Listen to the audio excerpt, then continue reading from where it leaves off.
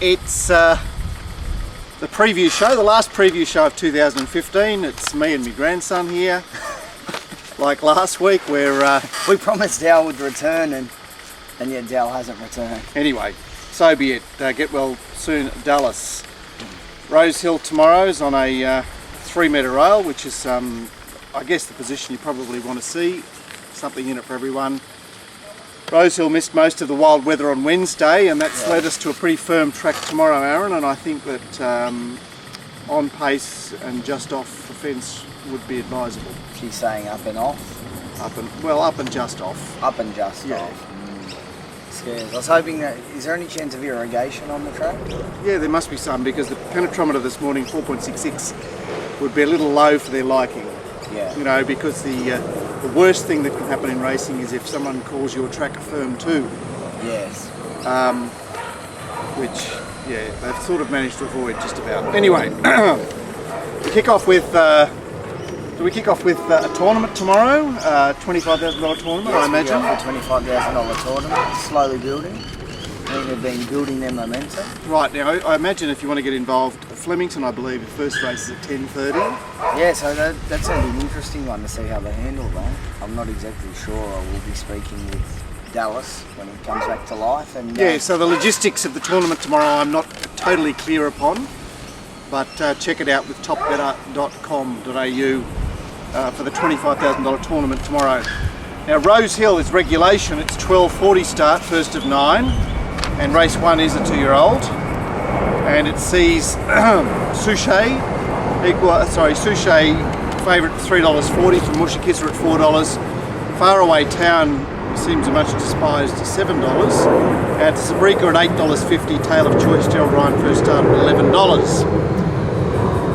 And here I expect that Mushakissa will attempt to lead as she did at Warwick Farm 10 days ago. Faraway Town shouldn't be too far away from gate 5. Gay's first starter, which didn't cover itself in glory at its trial, but does start out with blinkers, can be expected to push on. And Sabrika may have some speed from the deep. Aaron, this is your race. Take it away. Well, I wouldn't say it's my race. I wasn't really taken with any of their trial, like out of the trialers. Usually I come here quite excited about one of them. Suchet, I couldn't see the difference in price between Suchet and Ajani. Isn't it that Suchet was coming from the back? Yeah, it was first coming trial, from the back and it was there. Trialled away. But the thing that I did see when Ajani was asked, and usually I don't like them push, but if you go back and watch its first trial, Ajani's push, push, push. When the other horse actually meets it, it goes with it again. I just don't think it wants to lead. I think it wants to be ridden a little bit colder from the... Obviously the wide draw, I'm assuming they're possibly going to have to ride for luck. But it seems quite despised for a Snowden first starter. It does. I think the fact that you watched it pushed out like this and not show a lot, but if you actually watch the last 50 metres and after the post, when the other horse meets it, it goes with it. So I think maybe if it gets ridden a little touch of cover, it could really be finishing off. Yeah, $17 seems extreme to me. Oh yeah, I couldn't see the difference between it and Suchet. Well, Suchet's likely to to sit midfield fence or handy midfield fence, so you know, I suppose it will get some in-run favours. As far as the race runners are concerned, Aaron, we've got 2 city winners, one of them at Rose Hill, the other at Warwick Farm. Which way? Stableman. Well, number 5 gets Jay Collett on, Jay forward off. That seems some benefit. I like the fact that she's fresh, and I just couldn't see $7 in her. So You're leaning that way. I'm leaning that way, but I think I'm more leaning the way the other one. I think that the race that she won was relatively strong, and the race she got beat in I thought was quite strong. I think that Quick Feet's quite a nice horse, and that form line's been going okay. Anything else on race that you're interested in? No, not particularly. You want to make mention of? of? No, not at all. I'm a little bit interested in Ajani, and I'm going with the Snowden thing, I think. Yes. Are we starting to see, we obviously saw a Stern the other day, is this what we're going to start seeing some of these Godolphin 2-year-olds come out over the next month? Well, I guess so, but certainly you couldn't say that whilst 3 and 4 are well prepared for this race, you couldn't say that their trials are, there's not a lot hidden about their trials, is there? No, not a lot. Suchet looked like it might have had something else there, but I sort of half thought The price is saying that, isn't it? The price is saying that, but I kind of feel like she was going almost as good as she could.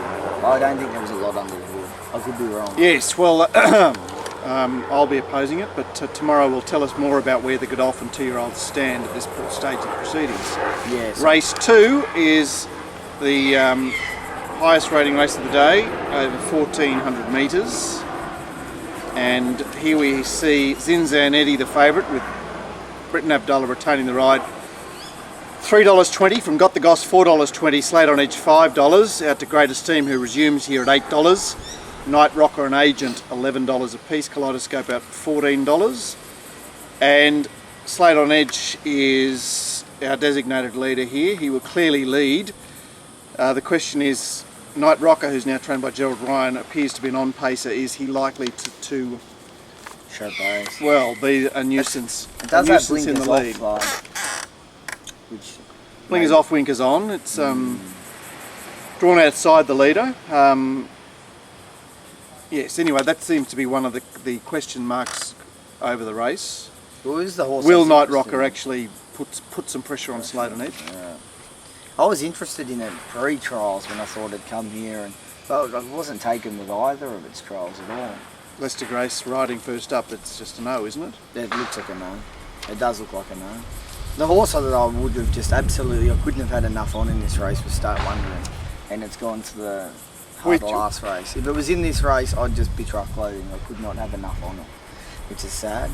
But now it's a race that I'm left that I don't want to bet in.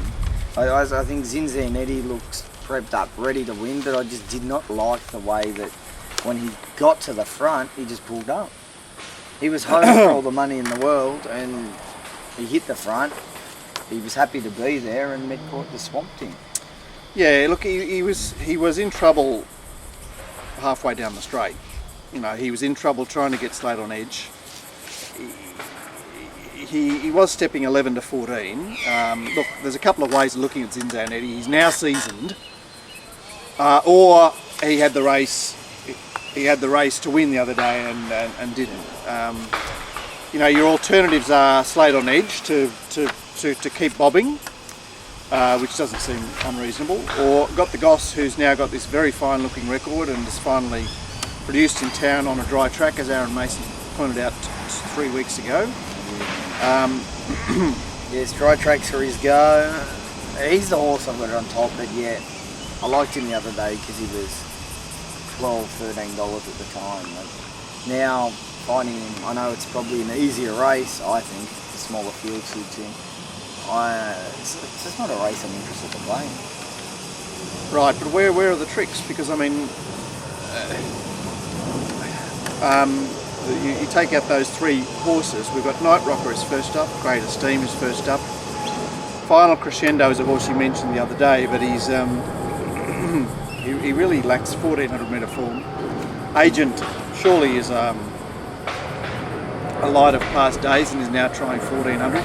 And Kaleidoscope is an ex-Kiwi mare that's had 2 runs back at Canberra. I mean, there does look to be the 3 chances, and yes, it does look a bit.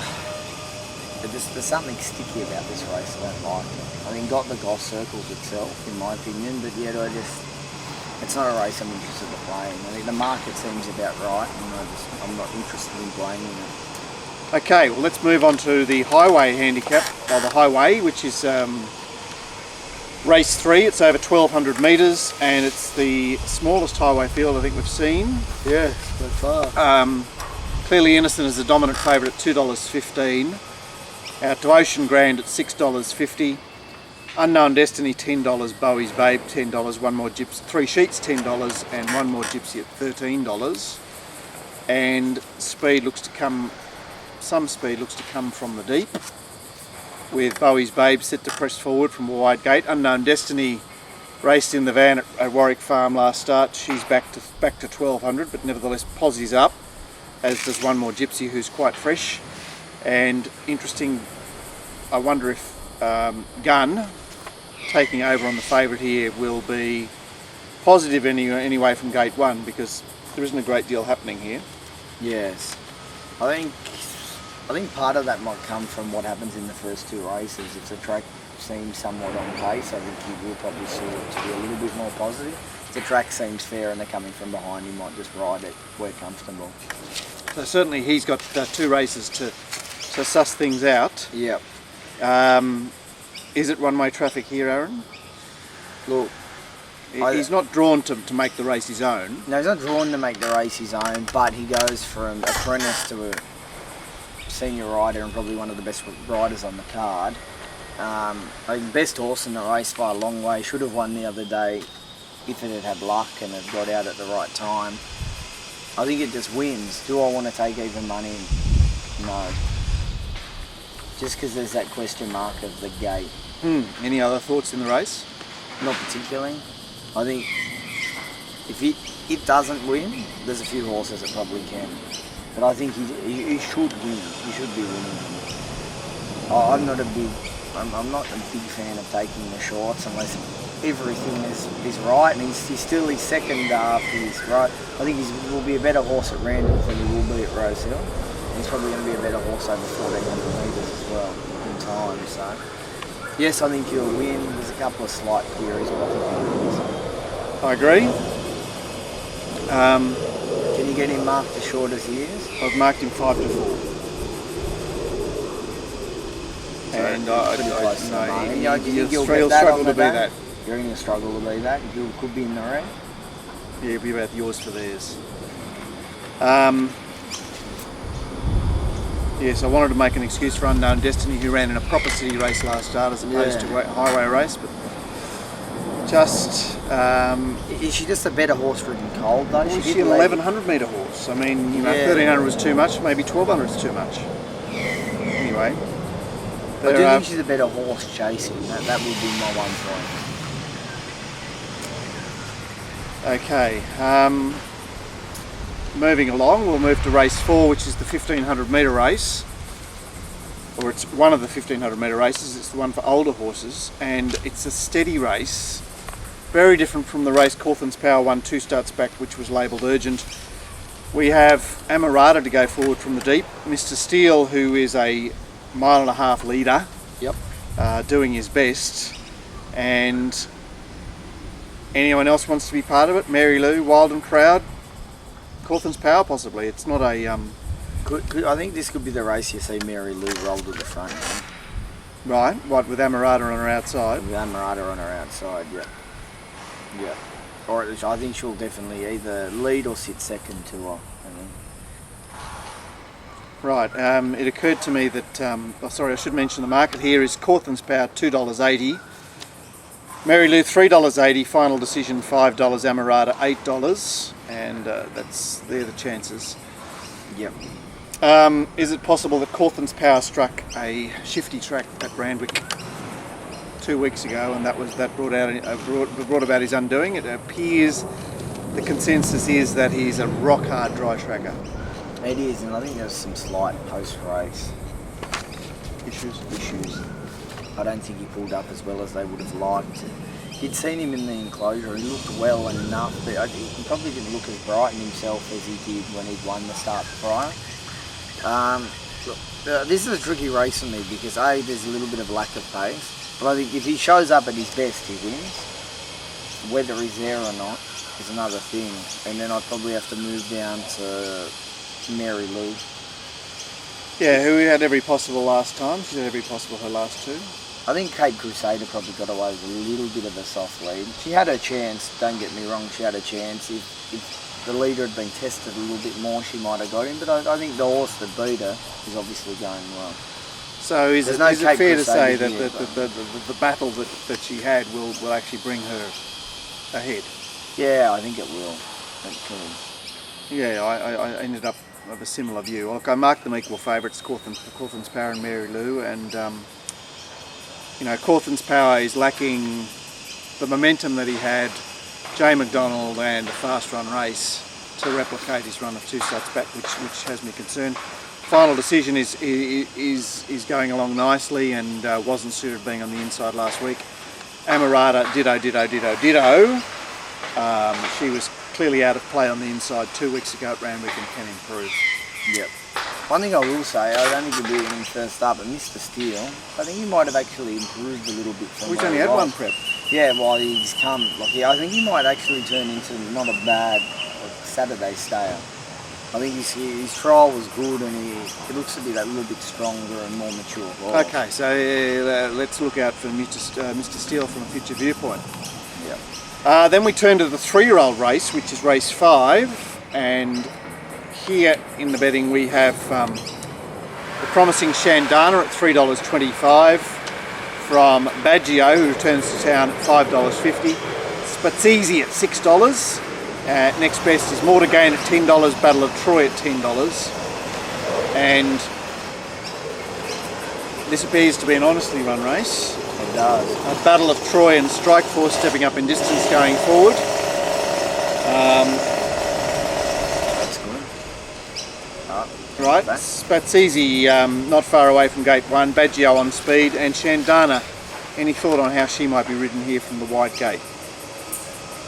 I think it could depend on how the track plays during the day. I think they'll watch, see what happens, and then they'll make a decision. If it is on pace, I wouldn't be surprised to see her ridden and tried to be put in the 1-1 around that position. Yeah, she's seeking 1-1. That's a question. Yep. I think it will depend on that.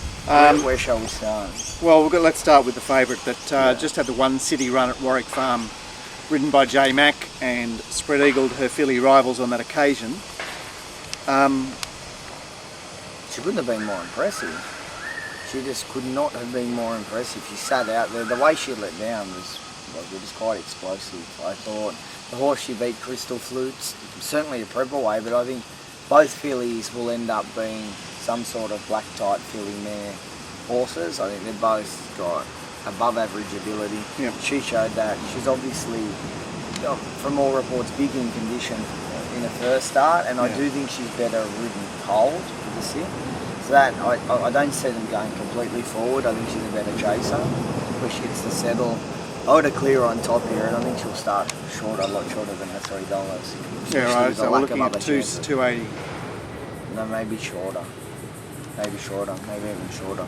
So no dangers in your opinion?